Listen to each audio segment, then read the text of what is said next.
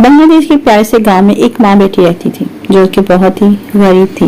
बड़ी मुश्किल से अपना गुजारा करती थी। एक दिन उनके गेहूं जो थे गंदम के दाने वो भीग जाती हैं तो वो उन्हें बाहर सहन में अपने घर के बाहर जो है वहाँ फैला देती है और अपनी बेटी से कहती है कि इसका ख्याल रखना, कहीं परिंदे वगैरह इसे चुन न लें। लेकिन थोड़ी देर बाद ही उसकी बेटी आफरीन देखती है कि एक सुनहरी परिंदा जो ऊपर उड़ रहा है और इसके अलावा एक पर एक चिड़िया जो आकर वो दाना को चुगना शुरू हो जाती है।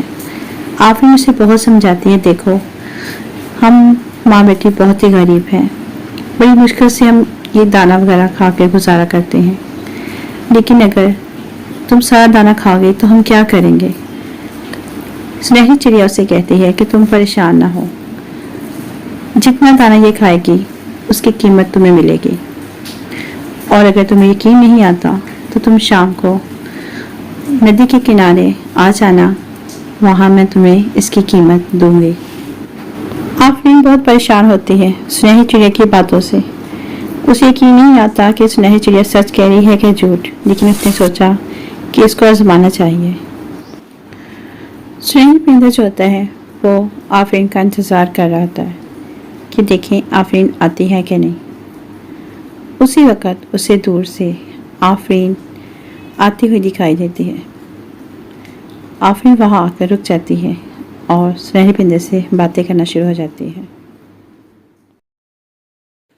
सुनहरे परिंदा आफरीन से कहता है कि देखो, मैंने तुमसे वादा किया था कि मैं जो गंदम उस चिड़िया ने खाया मैं उसकी कीमत अदा करूँगा, तो देखो अब मैं उसकी तुम्हें कीमत दूँगा। आफरीन कहती है कि मुझे कोई लालच नहीं है, लेकिन बस आपने जो खाया है उसकी कीमत मुझे दे दो, मैं भी यही देखने आई हूँ। सुनहरी परिंदा उसके सामने 2 बॉक्स रखता है, एक बड़ा और एक छोटा।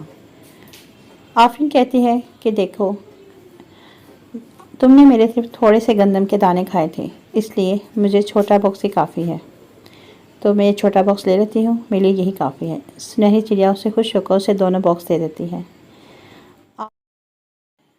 आफरीन खुश खुश अपने घर आती है जहाँ उसकी माँ उसका इंतज़ार कर रही होती है। आफरीन अपनी माँ को वो गिफ्ट दिखाती है और बताती है कि देखो कैसे सुनहरी चिड़िया ने हमारे छोटे से जो थोड़े से दाने खाए थे उसके बदले उसने हमें इतना सारा इनाम दिया है। उसकी माँ गिफ्ट देकर बहुत खुश होती है। जब वो गिफ्ट खोलती है तो उसमें हीरो की बारिश होना शुरू हो जाती है और उससे वो अपना घर, एक बहुत सारा अच्छा सा घर और एक गाड़ी ले लेते हैं। इस तरह दोनों हंसी खुशी ज़िंदगी गुजारते हैं।